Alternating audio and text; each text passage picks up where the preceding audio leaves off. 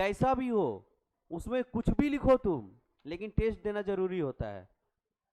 ठीक है, कुछ तो समझ में आएगा, कुछ तो हिट करेगा दिमाग देख करके कि अच्छा ये पढ़ना था हमको, भूल गए हैं ये। तो टेस्ट देने के बाद कोई जा करके पेपर देखा, कोई मिलाया, मिलाया कि नहीं मिलाया पेपर देख के कि कहां मेरा गलती हुआ है? तो कम से कम वो सीखेगा ना जाके, गलत लिखा तो।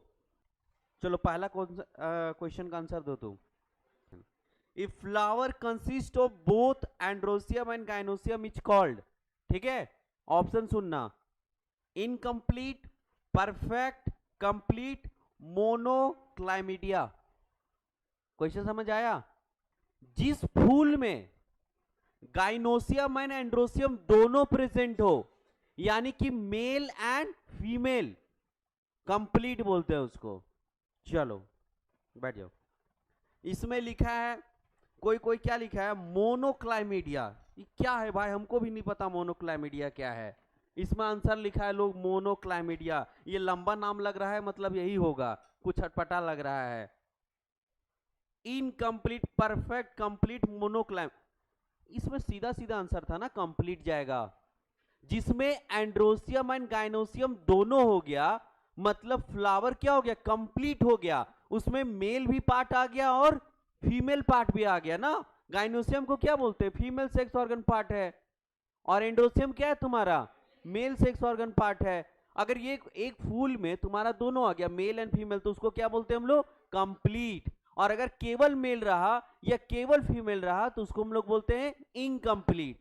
ठीक है, या तो फिर कंप्लीट को दूसरा नाम बोल सकते हैं कि बाइसेक्सुअल फ्लावर। कैसा, बाइसेक्सुअल फ्लावर। या दूसरा नाम, एक और नाम बोल सकते हैं, मोनोइसियस फ्लावर। क्या, मोनोइसियस फ्लावर। मोनो मतलब एक ही बॉडी में दोनों है, मेल एंड फीमेल है, उसको मोनोइसियस फ्लावर बोलो, कंप्लीट फ्लावर बोलो, बाइसेक्सुअल फ्लावर बोलो, तीन नाम है उसका। समझ आया? तो पहला का आंसर जाता तुम्हारा कंप्लीट, सी ऑप्शन। अगला, कॉर्पस लुटियम सीक्रेट्स, चार option, progesterone, insulin, pepsin, saliva. क्या आंसर जाएगा, प्रोजेस्टेरॉन जाएगा। ठीक है, क्योंकि जब फर्टिलाइज होता है तो तुम्हारा क्या होता है, जो बनता है तुम्हारा सेकेंडरी ओसाइट, उससे तुम्हारा उसके बाद कहां चला जाता है, कॉर्पस लुटियम में चला जाता है वो। ठीक है, जो कॉर्पस लुटियम वेट करते रहता है तुम्हारा, उसके बाद कॉर्पस लुटियम क्या सीक्रेट करेगा, सेकेंडरी पोलर नहीं, प्राइमरी पोलर बॉडी निकलता है, उसके बाद इधर सेकेंडरी कॉर्पस लुटियम निकलता है। कॉर्पस लुटियम क्या करता है, प्रोजेस्टेरॉन सीक्रेट करता है।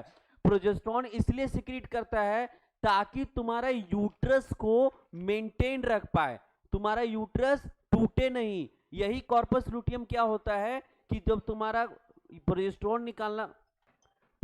निकालना बंद कर देता है, ठीक है, तो क्या होता है, तुम्हारा जितना भी यूट्रस है वो डिजनरेट करने लगता है, और जब डिजनरेट करने लगता है तो मेंस्ट्रुअल साइकिल हो जाता है।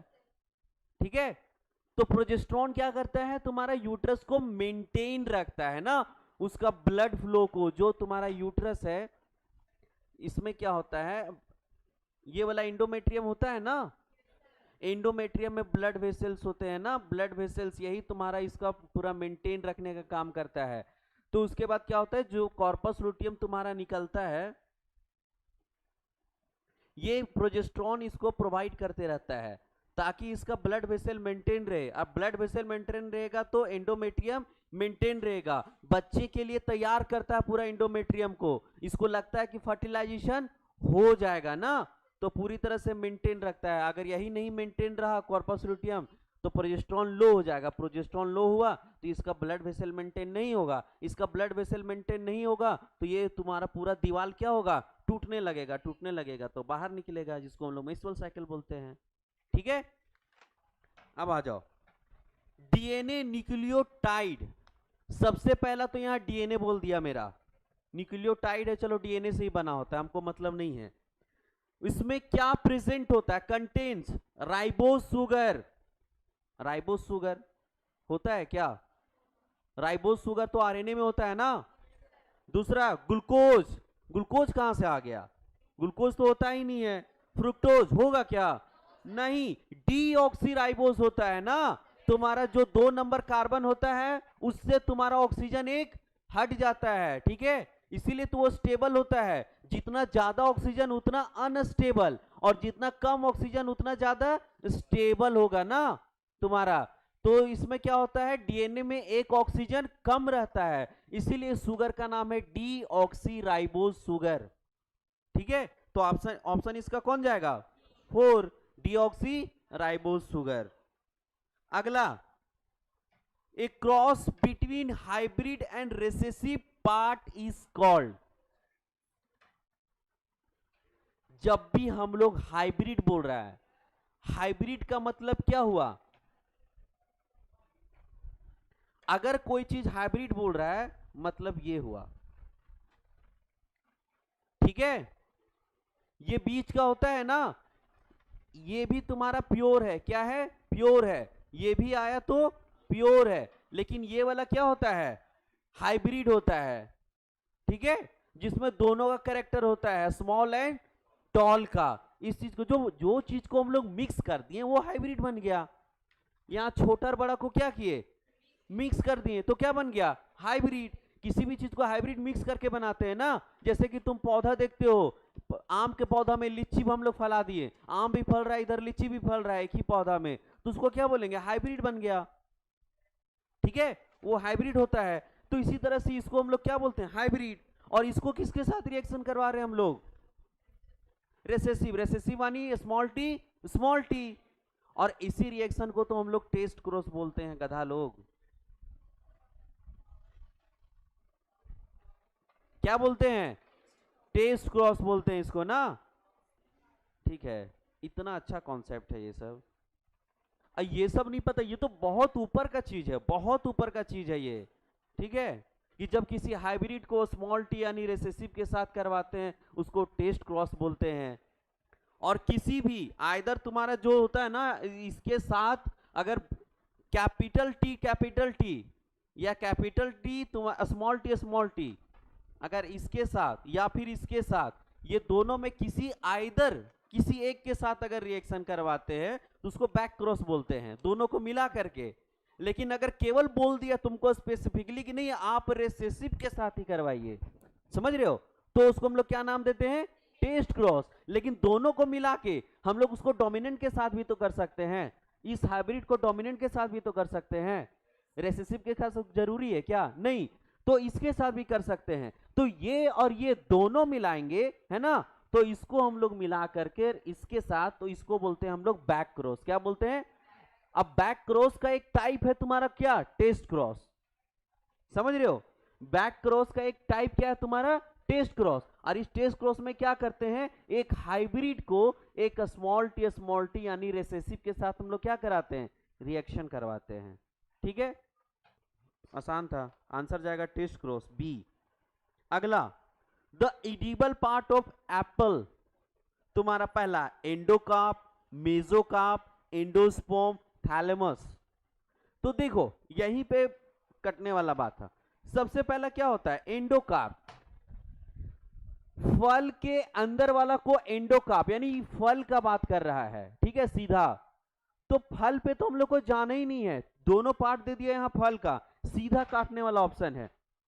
अगला तुम्हारा मेसोकार्प, मेसोकार्प किसको बोलते हैं, देखो बाबू, जो हम लोग आम खाते हैं ना, आम खाते हैं, उसका जो सीड होता है ना, सीड के ऊपर एक कवर होता है, देखती है जब आम बूढ़ा हो जाता है तो सीड के ऊपर कवर होता है एक, है ना, तो अंदर वाला पार्ट को हम लोग बोलते हैं एंडोकार्प। वो जो कवर होता है ना सीड के ऊपर, उसको क्या बोलते हैं, एंडोकार्प ना।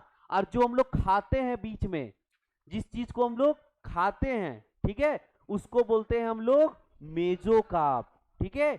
और जो बाहर छिलका हटा करके फेंक देते हैं उसको बोलते हैं पेरिकार्प। क्या, पेरिकार्प। और यही अगर न्यूसेलस अगर रह गया इसमें प्रेजेंट, किसी भी फ्रूट में अगर न्यूसेलस प्रेजेंट है तो इसी पेरिकार्प का नाम हो जाता है पेरिस्पर्म, ठीक है। तो बोलते बाबू कि देखो एक फ्रूट था, फ्रूट के अंदर वाला जो सीड का कवर होता है उसको बोलते हैं हम लोग एंडोकार्प, बीच वाले को हम लोग बोलते हैं क्या, जिसको खाते हैं हम लोग, आम का जो पार्ट खाते हैं उसको मेसोकार्प, और बाहर वाले को एपिकार्प। तो ये तो अब ये बोल रहा है, ये फ्रूट का बात कर रहा है, ठीक है। तो दोनों ये जो तुम्हारा हो गया एंडोकार्प एंड मेसोकार्प, ये तो फ्रूट का पार्ट हो गया। और हमको ये पूछा है कि एडिबल पार्ट क्या है एप्पल का, है ना। तो ये तो फ्रूट, ट्रू फ्रूट का होता है, ये याद रखना किसका होता है, ट्रू फ्रूट का। तीन तरह का फ्रूट पाया जाता है हमारे पास, एक ट्रू फ्रूट, एक फॉल्स फ्रूट, एक पार्थेनोकार्पिक फ्रूट, ठीक है। ट्रू फ्रूट क्या होता है, जो ओवरी से फर्टिलाइज होकर के बनता है, प्योर ओवरी से, जिसका ओवरी कन्वर्ट हो जाए किसमें, फ्रूट्स में, उसको क्या बोलते हैं हम लोग, ट्रू फ्रूट, है ना। जैसे कि तुम लोग फोटो देखे होगे,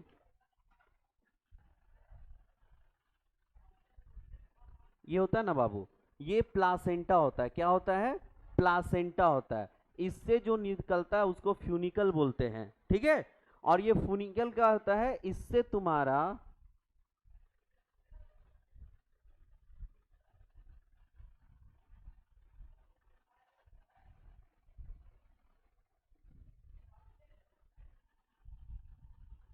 देखो यही होता है, ये अंदर जो है उसको बोलते हैं ओव्यूल, क्या बोलते हैं, ओव्यूल। ये बाहर वाला जो है उसको क्या बोलते हैं, ओवरी, है ना। तो ये जो ओव्यूल है वो तुम्हारा सीड में चेंज होता है, किसमें, फर्टिलाइजेशन होने के बाद ये जो ओव्यूल है तुम्हारा वो बन जाता है तुम्हारा सीड, क्या बन जाता है, सीड। और ये जो बाहर वाला ओवरी है, बाहर जो पूरा पार्ट दिख रहा है तुमको, ये किसमें चेंज हो जाता है, फ्रूट्स में, किसमें, फ्रूट्स में। यानी कि पूछेगा fertilise ovary called fruits and fertilise ovule called seed. ये दोनों वर्ड याद रखना, दोनों मतलब, fertilise ovary called fruits, fertilise ovule called seed. इसमें भी तुम लोग देखा होगा, यहाँ पे माइक्रोपाइल होता है ना, जहां से जर्मिनेट करता है, ये चलाजा होता है, ये तुम्हारा इंटेगुमेंट होता है, ये रैफे होता है, यहाँ पे हाइलम होता है, ठीक है। ये सब पार्ट्स याद रखना है क्योंकि इससे बहुत सारा क्वेश्चन बनता है तुम्हारा। तो इसमें यही पूछा है। अब क्या होता है कि ट्रू फ्रूट का मतलब समझ गए कि ओवरी जो तुम्हारा ये वाला है वो क्या बनेगा बाबू, फ्रूट्स बनेगा। तो उसको हम लोग कौन सा फ्रूट बोलेंगे, ट्रू फ्रूट्स बोलेंगे, ठीक है। अब फॉल्स फ्रूट किसको बोलेंगे, जब ओवरी के अलावा कोई और फ्लोरल पार्ट्स, कोई और फ्लोरल पार्ट्स जो है वो फ्रूट में कन्वर्ट हो गया, उसको हम लोग क्या बोल देंगे, फॉल्स फ्रूट। जैसे कि हमारा मैक्सिमम बार क्या होता है कि थैलेमस जो होता है वही फ्रूट में चेंज हो जाता है ना। तुम लोग सेब खाए हो, सेब में देखे होगे कि अंदर जो दाना होता है वो भी एक ऐसे ऐसे बैठा होता है तुम्हारा, जब ऐसे देखे हो, ऐसे होता है ना, इसमें दाना ऐसे ऐसे होता है ना बैठा हुआ। तो ये वाला ओवरी है बाबू, क्या है, ओवरी है, और इसके अंदर जो है वो सीड है, मतलब ये ओव्यूल होगा, है ना। तो फ्रूट तो हमारा इसका बनना चाहिए था, तो ये वाला कहां से आया जिसको हम लोग खाते हैं, ठीक है। तुम्हारा अंदर फ्रूट्स है, ये वाला फ्रूट्स होना चाहिए था, जिसके अंदर क्या होता है, सीड होता है ना, जिसको हम लोग ऐसे काट के हटा देते हैं चाकू से, पूरा पूरा ऐसे काट काट के फेंकते हैं, उसमें दाना सहित भाग जाता है, निकल जाता है। तो वो एक्चुअल में तुम्हारा फ्रूट होना चाहिए था, जिसको हम लोग काट के फेंक देते हैं। लेकिन हमारा फ्रूट्स तो किसी और चीज का है, हम लोग किसी और चीज खा रहे हैं, तो खा किसको रहे हैं, तो ये होता है बाबू, थैलेमस खाते हैं। थैलेमस किसको बोलते हैं, किसी को पता है, थैलेमस किसको बोलते हैं बताओ, थैलेमस एग्जैक्ट वर्ड बताओ उसका हमको, कि थैलेमस कैसे समझोगे, कैसे समझाओगे तुम हमको थैलेमस क्या होता है। बाबू लोग देखो थैलेमस किस क्या होता है, थैलेमस होता है the basal part of ovary, ovary जिस पे बैठा रहता है उसको हम लोग क्या बोलते हैं, थैलेमस बोलते हैं। याद करो कि ये जो होता है पेडिसिल होता है, ठीक है, पेडिसिल के नीचे इस तरह से ये होता है थैलेमस, ठीक है, इसके ऊपर होता है ओवरी, है ना, इस तरह से ओवरी होता है ना, इससे जो निकलता है तुम्हारा ग्रीन ग्रीन वाला पार्ट ना, इसको क्या बोलते हैं हम लोग, सेपल बोलते हैं, और दूसरा नाम इसको कलेक्टिवली कैलिक्स बोलते हैं ना, क्या बोलते हैं, कैलिक्स बोलते हैं हम लोग इसको। और इसको बोलते हैं, इसका यूनिट, कैलिक्स का यूनिट को क्या बोलते हैं? सेपल। ठीक है, अब इसको जो होता है प्रोटेक्ट करने के लिए बहुत सारा तुम्हारा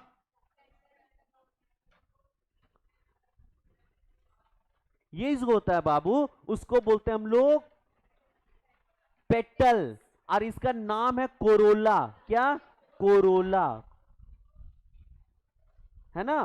कोरोला के यूनिट को बोलते हैं हम लोग पेटल्स, है ना? एक यूनिट को हम लोग, एक वाला पंखुड़ी को उठाएंगे तो उसका नाम देंगे पेटल, लेकिन सारे पंखुड़ी को मिला देंगे तो उसको क्या बोलेंगे? कोरोला बोलेंगे, है ना? दूसरा नाम। ये क्या होता है? ब्राइट इन कलर होता है, क्योंकि अट्रैक्ट करने का काम यही करता है, किसको? इंसेक्ट को, ताकि पॉलिनेशन हो पाए, है ना? तुम्हारा ब्राइट इन कलर बोला जाता है कोरोला। इसमें क्या होता है? ये तुम्हारा ओवरी हो गया, ओवरी के ऊपर क्या रहता है तुम्हारा? ये स्टिग्मा रहता है। ठीक है, यहां पे क्या रहता है तुम्हारा? ये क्या है तुम्हारा? स्टिग्मा, एंड्रोसियम है। ये पूरा तुम्हारा क्या हो गया? गाइनोसियम। और ये वाला क्या है तुम्हारा? एंड्रोसियम। एंड्रोसियम का दो पार्ट, एक है तुम्हारा फिलामेंट और एक एंथर। समझ में आ रहा है? एंथर बाइलोब्ड होता है। अब इसमें एनसीईआरटी में एक लाइन लिखा हुआ है कि the proximal part of the anther is attached to the thalamus of flower। कहां अटैच होता है? थैलेमस से। कौन सा पार्ट? Proximal part. अब यही हुआ बाबू, बनना चाहिए था इसको फल, लेकिन बन गया कौन फल? ये वाला ना, ये वाला बड़ा होकर के पूरा एकदम खाने वाला बन गया। ठीक है, ये वाला चीज हो सके कभी ये पंखुड़ी बन जाए खाने वाला चीज। ठीक है, हो सके कभी ये तुम्हारा ये कैलिक्स बन जाए खाने वाला। ठीक है, तो अगर ये सब खाने वाला अगर बन गया फ्रूट्स में, उसको क्या बोलेंगे? फॉल्स फ्रूट, है ना? क्या बोलेंगे? False fruit. एक होता है parthenocarpic fruit, without fertilisation, develop of a fruit, है ना? Ovary without fertilisation. अब उसमें भी बहुत सारा तीन चीज होता है, एक होता है पार्थेनोकार्पिक, एक होता है पार्थेनोजेनेसिस, एक होता है एपोमिक्सिस। तीन चीज होता है, सुनो। पार्थेनोकार्पिक का मतलब होता है, पार्थेनोकार्पिक जब होगा जब विदाउट फर्टिलाइजेशन ओवरी किस में चेंज हो जाए? फ्रूट्स में चेंज हो जाए। ठीक है, उसको बोलते हैं पार्थेनोकार्पिक। और विदाउट फर्टिलाइजेशन अगर कोई इम्ब्रियो में बन गया, विदाउट फर्टिलाइजेशन इम्ब्रियो अगर चेंज हो गया तुम्हारा, ठीक है, तो उसको बोलते हैं पार्थेनोजेनेसिस। ठीक है, और विदाउट फर्टिलाइजेशन अगर सीड बन गया, क्या बन गया? सीड बन गया, तो उसको बोलते हैं एपोमिक्सिस। अगर फ्रूट बना पार्थेनोकार्पिक, अगर इम्ब्रियो बन गया विदाउट फर्टिलाइजेशन तो पार्थेनोजेनेसिस, अगर सीड बन गया तो एपोमिक्सिस। तीनों याद रहेगा, एक जैसा वर्ड है, तीनों को याद रखना। कौन फर्टिलाइजेशन नहीं होगा तो कौन क्या बनेगा? समझ आया? तो इसका आंसर क्या जाएगा? थैलेमस। ठीक है, चलो अगला क्वेश्चन एनसीईआरटी का। The inheritance of flower colour यानी pink in Mirabilis jalapa is the example of. Pink colour बोल रहा है, ठीक है, तो इसमें क्या होगा तुम्हारा? पहला ऑप्शन है इनकम्प्लीट डोमिनेंस, दूसरा है को डोमिनेंस, तीसरा है लिंकेज, और चौथा है तुम्हारा कंप्लीट डोमिनेंस। क्या होगा? Incomplete dominance. तुम लोग को नहीं पढ़ाया था गया था क्या? रेड एंड व्हाइट को सब हम लोग करते हैं ना, तो तुम्हारा पिंक आता है, यानी बीच बीच का चीज, ना ही पूरा रेड है और ना ही पूरा व्हाइट है, तो ये बीच का चीज है, मतलब ना ही कंप्लीट डोमिनेंस हुआ, ठीक है, और ना ही रेसेसिव हुआ। ठीक है, तो बीच का क्या हुआ? इनकम्प्लीट डोमिनेंस, है ना? पिंक आ गया। हम लोग रेड और व्हाइट को मिलाए थे बाबू, तो या तो रेड आना चाहिए था या तो व्हाइट आना चाहिए था, बीच का चीज आ गया पिंक, ना तो पूरा रेड है और ना ही पूरा व्हाइट है, तो इनकम्प्लीट हुआ डोमिनेंस। डोमिनेंस पूरी तरह से नहीं हो पाया। अगर पूरी तरह से डोमिनेंस हो पाता तो क्या आता मेरा कलर? रेड आता ना, और पूरी तरह से अगर रिसेसिव हो जाता तो क्या आता? व्हाइट। ठीक है, तो ये डोमिनेंसी तो दिखा रहा था, लेकिन बेचारा पूरा नहीं दिखा पाया, पिंक तक लाके छोड़ दिया। ठीक है, तो इसको बोलते हैं इनकम्प्लीट डोमिनेंस। समझ आया? अगला, डीएनए, प्रोटीन, आरएनए, शुगर, क्या होगा? आरएनए होगा।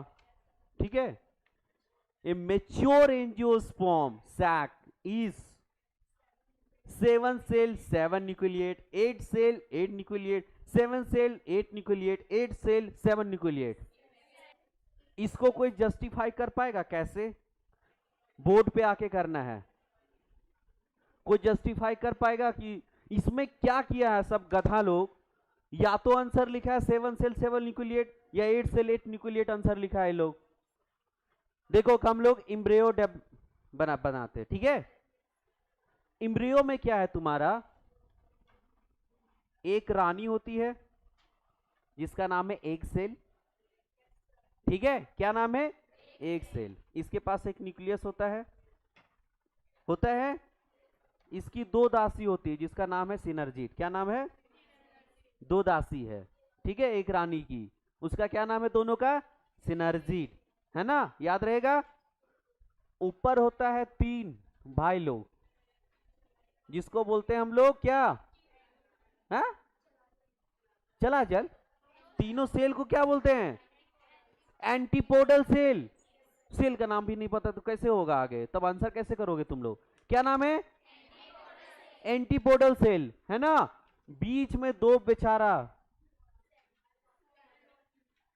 ये घूमते रहता है, ठीक है। तो ये क्या है तुम्हारा? Polar nuclei. क्या है?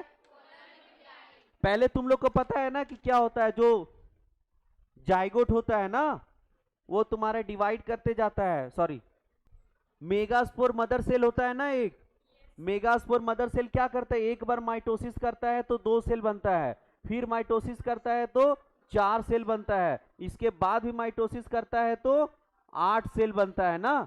तो मतलब कि 8 न्यूक्लियाई होता है। इस डिवीजन का नाम है फ्री न्यूक्लियर डिवीजन। क्या नाम है? इसको बोलते हैं फ्री न्यूक्लियर माइटोसिस। क्या बोलते हैं? हाँ, इसको केवल माइटोसिस नहीं बोलते हैं, फ्री न्यूक्लियर माइटोसिस बोलते हैं। मतलब माइटोसिस तो हो रहा है लेकिन केवल न्यूक्लियस डिवाइड कर रहा है, सेल बन रहा है क्या? नया सेल नहीं बन रहा है। एक सेल था उसी में ये क्या था? सेल था, उसी के अंदर एक न्यूक्लियस था। इस न्यूक्लियस को बार बार डिवीजन हम लोग कर रहे हैं लेकिन साइटोप्लाज्म को बांट के नहीं दे रहे हैं, ठीक है। तो इसको हम लोग क्या बोलते हैं? हम लोग कैरियोकाइनेसिस बोलो या फ्री न्यूक्लियर माइटोसिस बोलो, ठीक है। तो अब क्या हुआ तुम्हारा? कितना से तुम्हारा न्यूक्लियस बना? 8 न्यूक्लियस बना। तो आंसर तो पहले 8 न्यूक्लियट यहीं चला गया। कितना बना? 8 न्यूक्लियस। एक, अब ये तुम्हारा एक इम्ब्रियोसेक है, कंप्लीट इम्ब्रियोसेक। यहां पे तुम्हारा रहता है क्या? फिलीफॉर्म एपरेटस ना, जो कि गाइड करता है तुम्हारा पॉलन ट्यूब को, ठीक है। अब इसमें कोई समझाओ कि 7 सेल्ड एंड 8 न्यूक्लिएट कैसे बोले इसको। चलो तुम क्या बताई कि 1 2 3 सेल हुआ, 3 सेल ऊपर, ये वाला बड़ा सा सेल कि ये वाला? कितना का बीच? ये ऐसे करके और ये ऊपर वाला। अच्छा ये तुम्हारा कहना है ना, मतलब यहां से और यहां से। चलो अच्छा ये कहना था। और किसी को कुछ कहना है? और किसी को कुछ कहना है इसमें कि सर ये जो बोल रहा है गलत है? इसके साथ कौन कौन है? नहीं तुम्हारे साथ ही जाएगा सब। बोलो बाबू बोलो। हाँ, ये दोनों एक सेल में आता है, ठीक है। चलो इसका कहना है कि ये एक सेल में आता है। चलो और कोई बताना चाहेगा आंसर? चलो बाबू तुम नेक्स्ट बताओ, उसके आंसर के साथ सहमत है या इसका? क्या है बताओ? नहीं पता। चलो ठीक है, ये भी अच्छा आंसर है। चलो देखो, तुम लोग को तो अभी हम जब कॉन्सेप्ट बता रहे थे उसी समय समझ जाना चाहिए, आंसर तो इसी में था। अरे बाबू लोग, एक क्या था तुम्हारा? सेल था ना, उसके अंदर ना न्यूक्लियस सारा डिवाइड हो रहा है कि नहीं हो रहा है? हम कभी बोले कि सेल डिवाइड कर रहा है? नहीं। क्या बोले? कैरियोकाइनेसिस, मतलब न्यूक्लियस डिवाइड केवल कर रहा है लेकिन सेल डिवाइड नहीं कर रहा है। तो देखो तो अंदर भी सारा जो न्यूक्लियस है वो अंदर है ना, और सारा न्यूक्लियस किसके अंदर है? एक सेल के अंदर है ना। तो यही 3 इधर बट गया, 3 इधर चला गया और 2 यहां आ गया। ये कभी भी सेल नहीं है, ये फ्री न्यूक्लियर, इसको पोलर न्यूक्लियाई बोलते हैं केवल, ठीक है। इसीलिए इसका नाम है पोलर न्यूक्लियाई। यहां पोलर सेल भी तो बोल सकता था एनसीईआरटी, न्यूक्लियाई क्यों बोला? इसको जब एक सेल बोल रहा है, इसको सिनर्जिक सेल बोल रहा है, इसको एंटीपोडल सेल बोल रहा है, तो इसको क्यों नहीं बोला पोलर सेल? बोलना चाहिए था कि नहीं? लेकिन क्या बोला उसको? Polar nuclei. खुद बोल रहा है वो, एनसीईआरटी बोल रहा है पोलर न्यूक्लियाई है वो, मतलब वो सेल नहीं है, ठीक है। ऐसे होता है, ठीक है। तो ये तुम्हारा क्या है? सेल नहीं है, और ये भी कोई सेल नहीं है, ये जो बता रहा है, जो बता रही है, ये क्या था? सेल था। उसके अंदर सब 8 न्यूक्लियस है बाबू, ये पूरा एक सेल है। क्या है? ये पूरा का पूरा एक सेल है जिसके अंदर ये कांड हो रहा है। तो एक सेल तो ये काउंट होगा पूरा का पूरा, जिसका नाम है सेंट्रल सेल। क्या नाम है? Central cell. देखो ये भी लिखा हुआ है एनसीईआरटी में, ठीक है। ये पूरे का नाम है एक सेंट्रल सेल। उसके अंदर है 3 एंटीपोडल सेल और 3 तुम्हारा 2 सिनर्जिट, एक सेल और 2 फ्री न्यूक्लियस। क्या? Free nucleus. समझ में आया? अब काउंट करो, एक यहां तुम्हारा, एक यहां, एक मतलब पहले हम लोग न्यूक्लियाई काउंट करते हैं, 1 2 3 4 5 6 7 8 हुआ। अब सेल काउंट करो, 1 2 3 4 5 6, ये है क्या? नहीं। और एक बड़ा वाला कितना हुआ? 7। समझ में आया? 7 सेल 8 न्यूक्लिएट। ये पूरा एक सेल है बड़ा वाला जिसका नाम है सेंट्रल सेल। अगला, the ratio of A dihybrid cross. ये कितना लोग गलत लिखा, उठा उठा पटक देंगे जो गलत लिखा है, बहुत लोग को देखे है। क्या होता है रेशियो ऑफ डाइहाइब्रिड क्रॉस? 9:3:3:1। यही तो होता है डाइहाइब्रिड क्रॉस।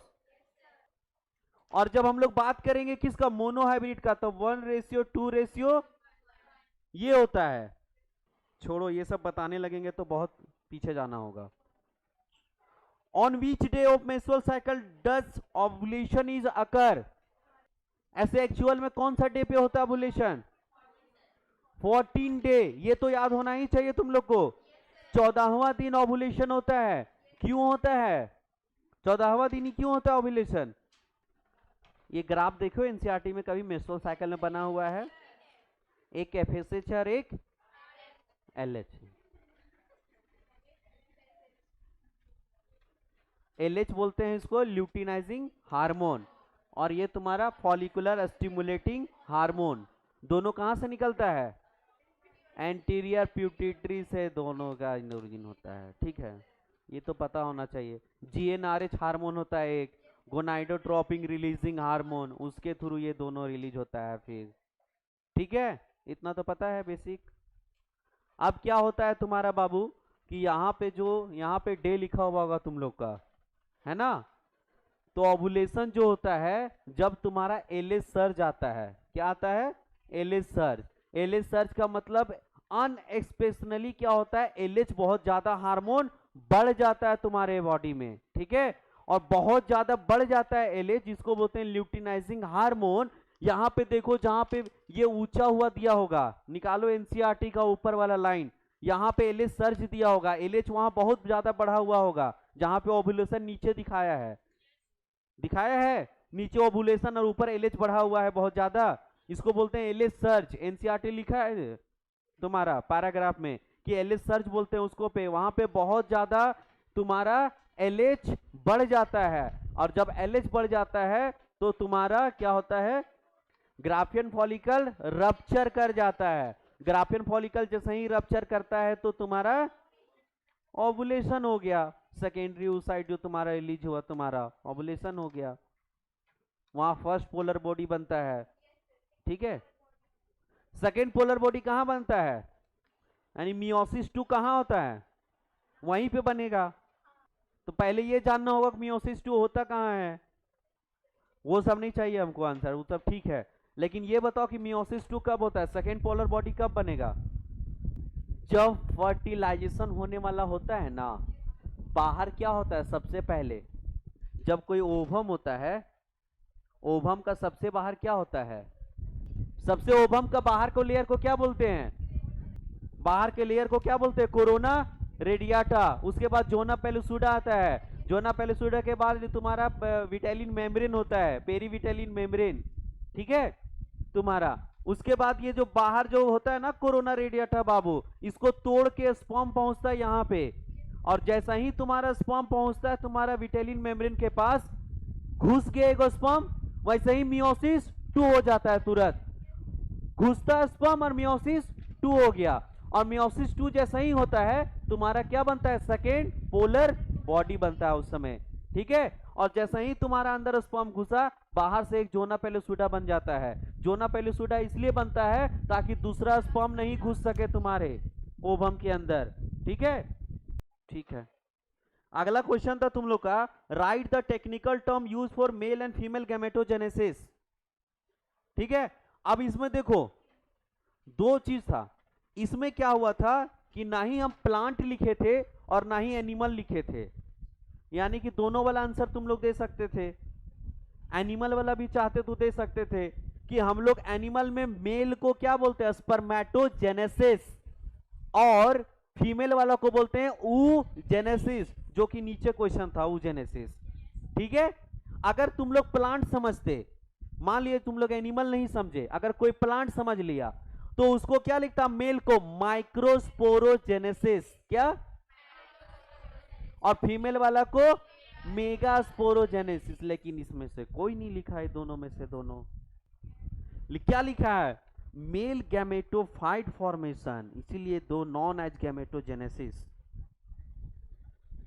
हम एक दुख का कॉपी पढ़ रहे थे, देखिए हम, मेरा मूड ऑफ हो गया, हम रख दिए कॉपी, ठीक है। गेल gametophyte formation of a male gametophyte कहां से आया भाई, लिखा male gametophyte, female gametophyte. Male gametophyte किसको बोलते हैं, पता है किसी को, किसको बोलते हैं, चलो ठीक है।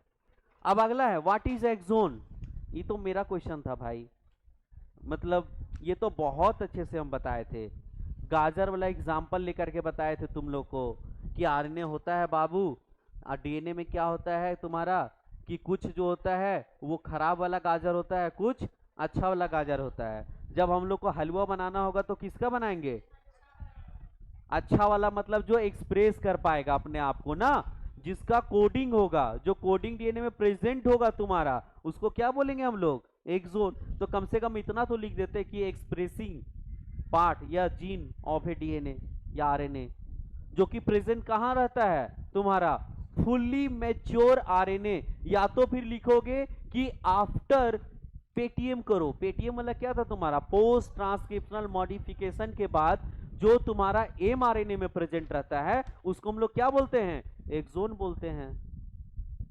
ये भी लिख देते कम से कम। Why the process of fertilization in angiosperm is referred to as a double fertilization? Fertilisation से बोले थे हम एक क्वेश्चन देंगे, 3 नंबर का क्वेश्चन दिए हैं बस, हम बोल के गए थे अब फर्टिलाइजेशन से एगो पूरा फेमस यही है डबल फर्टिलाइजेशन, और कुछ तो है नहीं उसमें। ये बोल भी दी थी लड़की कि डबल फर्टिलाइजेशन दीजिएगा सर। डबल फर्टिलाइजेशन क्या होता है किसी को पता है, डबल फर्टिलाइजेशन को जस्टिफिकेशन कम से कम तुम लोग फोटो बना के कर देते तो उसमें भी मान जाते हैं हम। यहां से क्या आता है तुम्हारा, पॉलन ट्यूब आता है, वो भी कब आएगा, जब राइट टाइप ऑफ तुम्हारा पॉलन ट्यूब गिरेगा कहां, स्टिग्मा पे, ठीक है। पॉलन पिस्टिल इंटरैक्शन बोलते हैं उसको, यानी कॉम्पैटिबिलिटी वहां जो है वो तुम्हारा राइट टाइप का है, ठीक है। तो वहां से तुम्हारा पॉलन ट्यूब क्या आता है, अंदर आता है ना। अब इसको गाइड करने का चॉकलेट देके कौन बुलाता है, यहाँ का जो फिलीफॉर्म एपरेटस होता है ना, कहता है बाबू इधर आओ इधर आओ, इधर घुसना है तुमको, ठीक है। पॉलन ट्यूब को चॉकलेट देके तुम्हारा फिलीफॉर्म एपरेटस बुलाता है। अब चॉकलेट देके बुला लिया यहाँ, अब इसके पास क्या होता है, 2 मेल गैमेट होता है, ठीक है। अब ये 2 इसको बोलते हैं हम लोग पॉलन मेल गैमेट ना तुम्हारा, ये क्या होता है, मेल गैमेट यहाँ पे सिनर्गिड के पास क्या होता है, आ जाता है ना।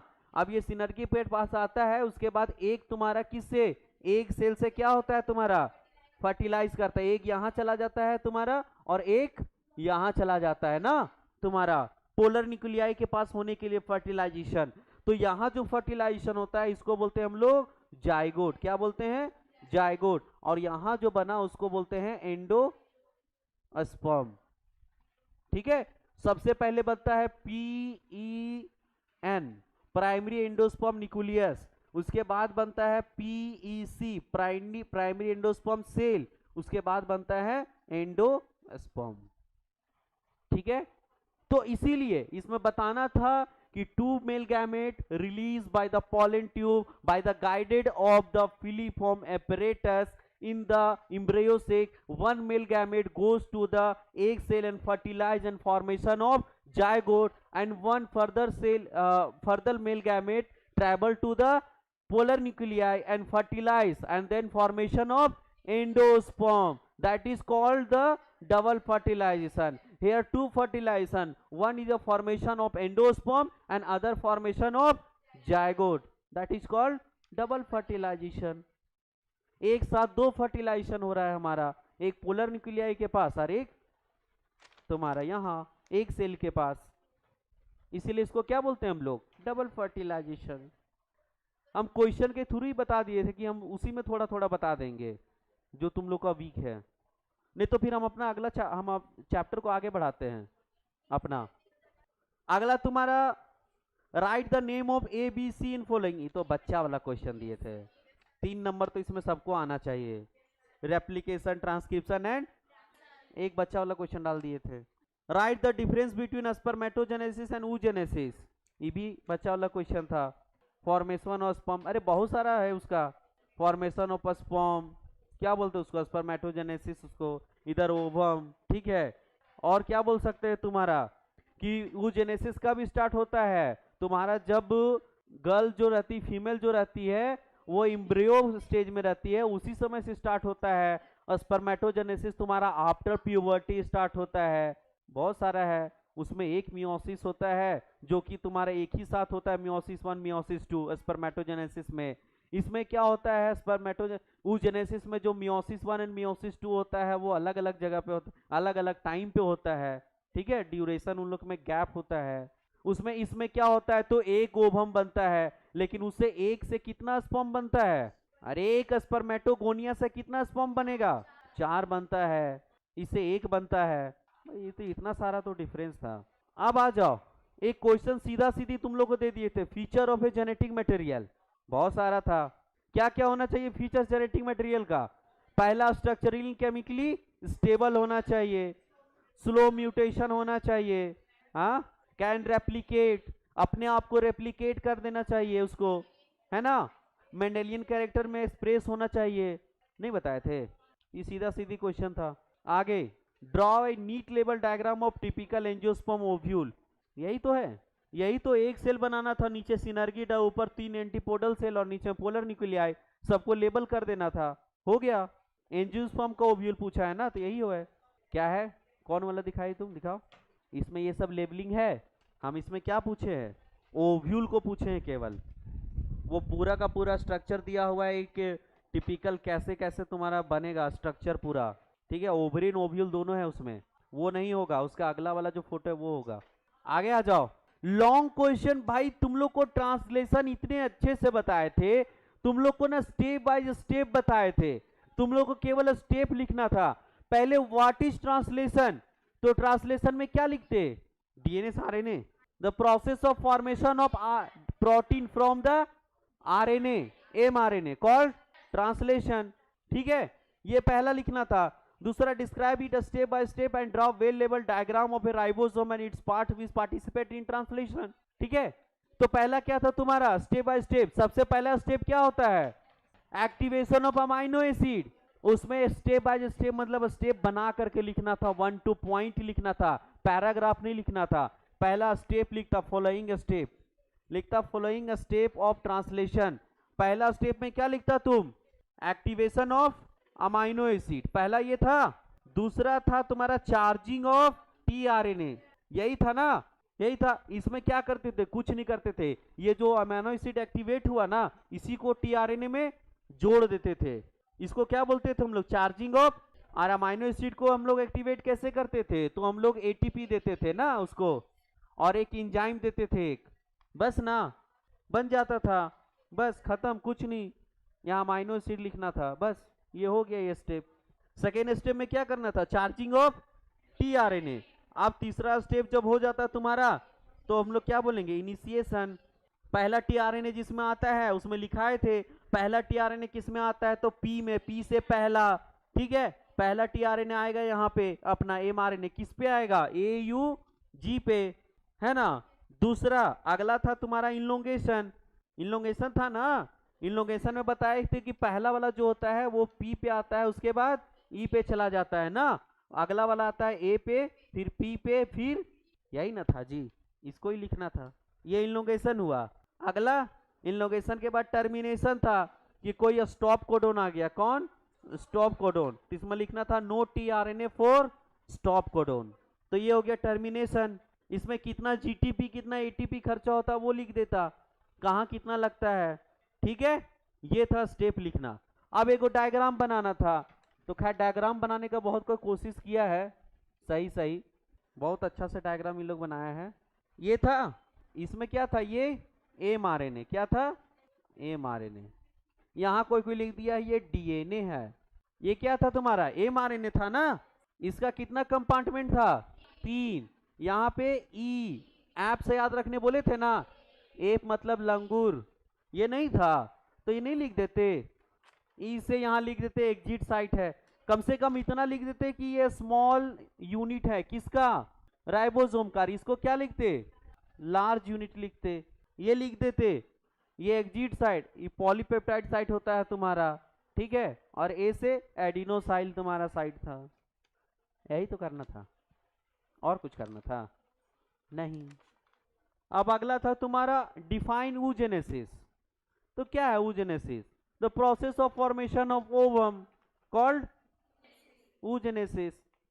अगला क्या है, describe the process of oogenesis suitable diagram. तुम्हारा एनसीईआरटी डायग्राम बना के रखा है, उसी को बना दो। वेरी गुड, कुछ लोग एग्जाम ही नहीं दिए हैं, कुछ लोग दिए हैं तो बहुत अच्छा लिखे हैं, पूरा इम्प्रेसिव।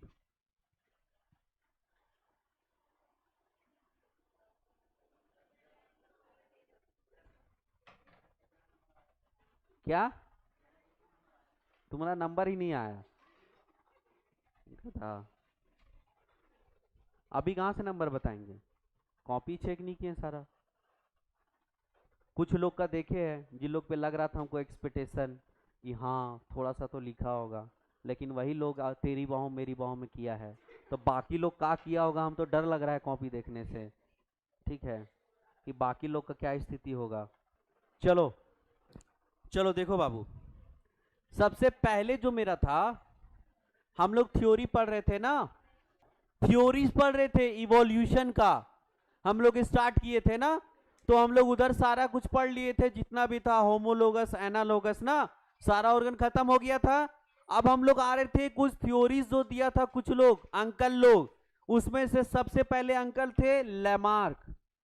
कौन थे, लेमार्क्स थ्योरी ऑफ इवोल्यूशन।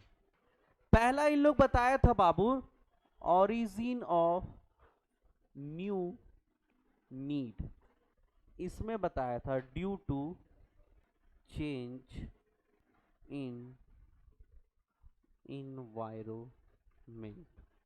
अगला use and disuse of organ. चलो देखो देखो इधर देखो, सबसे पहले अंकल कौन सा अंकल आए, लेमार्क अंकल, है ना। इसके बाद हम लोग पढ़ते जाएंगे, माल्थस अंकल आए, फिर डार्विन अंकल आए, ठीक है, अपना अपना सब अपना अपना थ्योरी देते गए। जैसे ओरिजिन ऑफ भी बोले हम देखे थे, लाइफ ऑफ ओरिजिन का सबको आए थे अपना अपना लेकर के थ्योरी, वैसे भी इवोल्यूशन का थ्योरी लेकर के आए कि हाँ हम लोग बंदर से आदमी कैसे बने, ये सब अपना अपना लोग दे रहा तर्क कि हम लोग ऐसे बने होंगे। तो origin of a new need, पहले ये बताया ना कि ऑरिजिन ऑफ न्यू नीड होता है। न्यू नीड कैसे हुआ कि जैसे बोला कि इन्वायरमेंट जैसे चेंज होता है बाबू, जैसे सपोज करो कि पहले इन्वायरमेंट था कि लोग एक टाइम पे केवल आईआईटी को जानता था। सपोज करो लोग किसको जानता था, आईआईटी को, आईआईटी बहुत बड़ा है उसमें जॉब मिलेगा ये सब वगैरह वगैरह। अभी सपोज करो तुम लोग को नीट के बारे में नहीं पता रहता है ना, कि डॉक्टर भी लाइन होता है, इधर नीट भी एक लाइन होता है, बहुत सारा छुपा हुआ रहता है। तो तुम लोग क्या करते, मैथ पढ़ते, आईआईटी निकालने के लिए मैथ पढ़ते ना। तो क्योंकि इन्वायरमेंट तुम्हारे क्या फैला हुआ था कि आईआईटी बहुत अच्छा चीज है, आईआईटी निकाल लोगे तो बहुत ऊपर जाओगे, है ना। तो इन्वायरमेंट ऐसा बना हुआ था कि तुमको क्या पढ़ना पड़ा, मैथ पढ़ना पड़ा।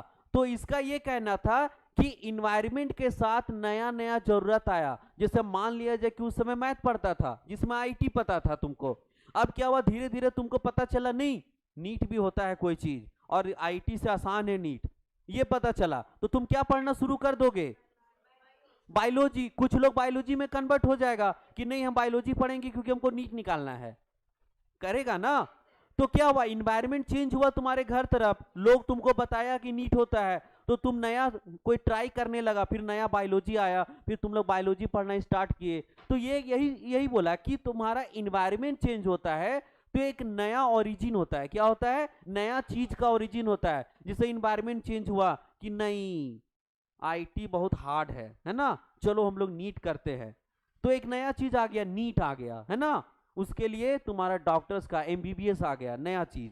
तो वही बोला कि ओरिजिन जो होता है न्यू नीड के अनुसार, जरूरत के अनुसार लोग चेंज होते गया। जैसे बंदर लोग को दिक्कत हो रहा होगा, फिर धीरे धीरे लोग चिंपैंजी बना, चिंपैंजी लोग को भी बहुत चीज में दिक्कत हो रहा होगा, तब वो लोग आदमी में कन्वर्ट हुआ। ऐसा इसका कहना था लेमार्क का। क्यों, क्योंकि due to change of environment, है ना। अब इसका सपोर्ट में जब इसका जो बताया वो हम अभी बताएंगे, है ना। दूसरा बताया बाबू, use and disuse of organ. बोला कि जिस ऑर्गन को तुम ज्यादा यूज करता था पहले लोग, वो तुम्हारा ओवर डेवलप हो जाता था। कैसा, ओवर डेवलप। मतलब हम हाथ का यूज कर रहे हैं तो मेरा हाथ कहां तक चला जाएगा, डिस्ट्रिक्ट मोड़ तक, ठीक है। और हमारा जो बच्चा होगा उसमें भी हाथ डिस्ट्रिक्ट मोड़ तक आएगा, समझ रहे हो, उतना लंबा हाथ होगा। ये इसका कहना था कि जिस ऑर्गन को लोग जो यूज करता है वो क्या हो जाता है, ओवर डेवलप हो जाता है। कितना, ओवर डेवलप। और जिस ऑर्गन का हम लोग यूज करना छोड़ देते हैं वो हो जाता है अंडर डेवलप। कैसा, समझ रहे हो। इसमें ये बोला कि तुम्हारा यूज करते हैं उसको ओवर डेवलप बोलेंगे, जो डिसयूज होता है उसको अंडर डेवलप बोलेंगे। जैसे कि जिराफ वाला तुम लोग को बोले थे, अभी जिराफ वाला हम इसके सपोर्ट में भी देंगे, और इसका जो अगेंस्ट में था वो भी हम लोग एग्जाम्पल लिखेंगे। सपोर्ट में इसका जिराफ वाला था ना, जो बोला कि क्या हुआ, पेड़ धीरे धीरे बड़ा होने लगा। तो पहले जो जिराफ था वो कुत्ता जैसा था, छोटा सा ये गला था ना।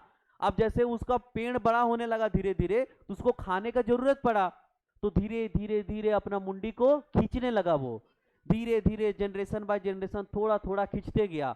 अभी देखते हैं जिराफ का जो मुंडी है वो बहुत लंबा हो गया, है ना। ये इसका कहना था, हमारा नहीं, ठीक है। चलो इसको लिखो।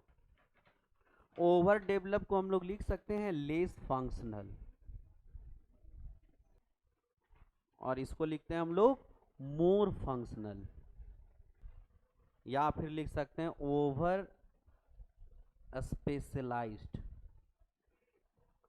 डिसयूज ऑफ ऑर्गन बताया था सांप वाला तुम्हारा, कि सांप का पहले पैर होता था, उन लोग रेंगना जब से शुरू किया, जब वो लोग गुफा में रहना शुरू किया तो उसका जो पैर है वो गायब हो गया, ठीक है। पहले बड़ा बड़ा पैर होता था सांप का, ठीक है, दौड़ता था वो लोग, इसका कहना था लेमार्क।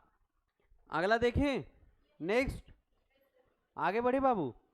अगला तीसरा जो ये बात बताए थे, 4 बात बताए थे, तीसरा जो बात बताई है वो इनहेरिटेंस ऑफ एक्वायर्ड कैरेक्टर। इसका मतलब ये होता है ट्रांसफर ऑफ एक्वायर्ड कैरेक्टर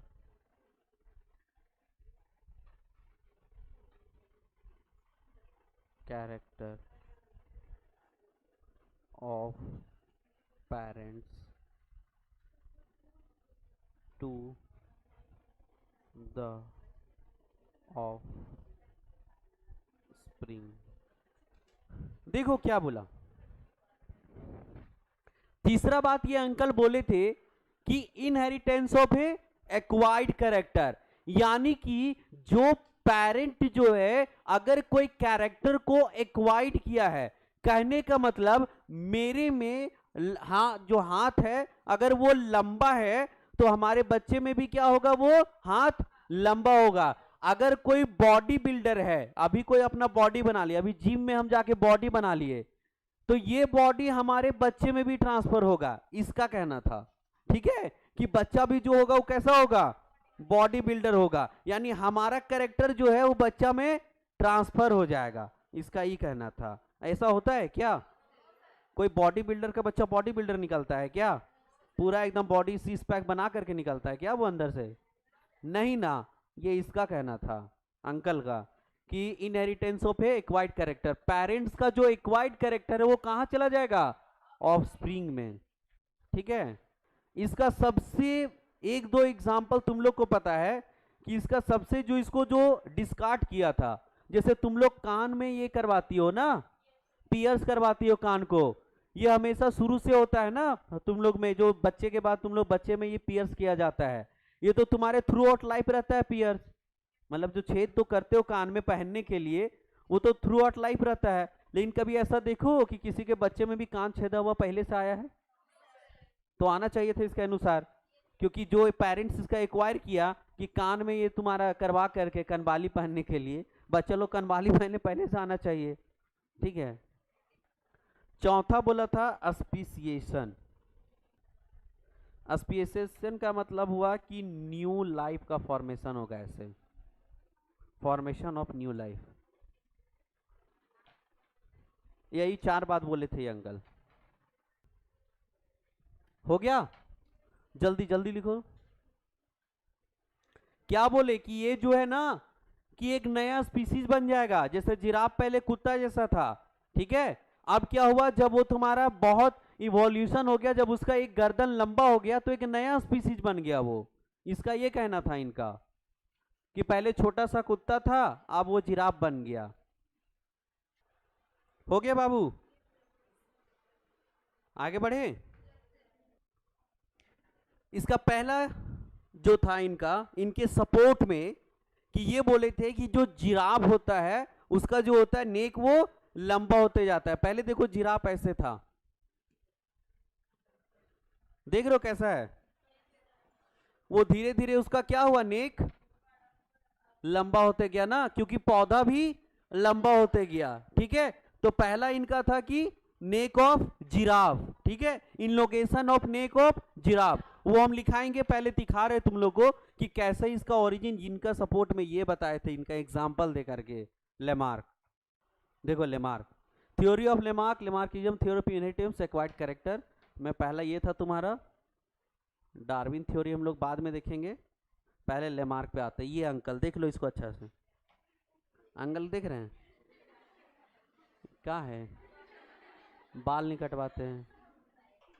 पहला, it states that evolution of a life form occurred by the inheritance of a acquired character। बताए थे ना पहला कि इनहेरिटेंस होता है तुम्हारा एक्वायर्ड कैरेक्टर का।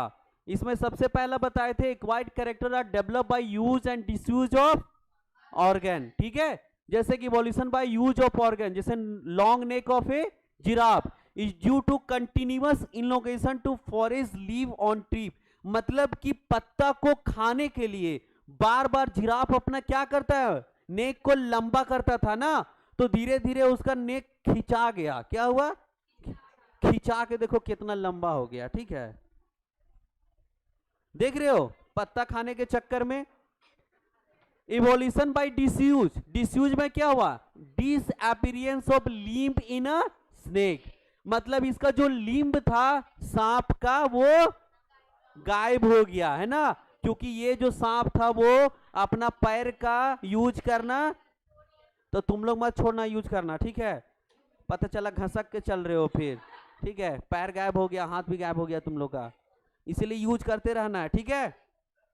दिस थ्योरी वाज eliminated और because it is prove that the character are inherited only through the gene. जो तुम्हारे पेरेंट्स के जीन में होगा वही चीज तुम्हारे बच्चे में आएगा। ऐसा नहीं कि पापा बॉडी बिल्डर बॉडी बनाए 6 पैक और बच्चा भी 6 पैक लेके निकला है, ठीक है, पूरा आते के साथ, ऐसा कुछ नहीं होगा, है ना। इसीलिए तुम्हारा क्या हुआ, ये तुम्हारा डिस्कार्ड कर दिया गया। अब ये हम लोग चार्ल्स डार्विन का है, इसका 2 एग्जाम्पल तुम लोग बस लिख लो, ये वाला लिखो बस।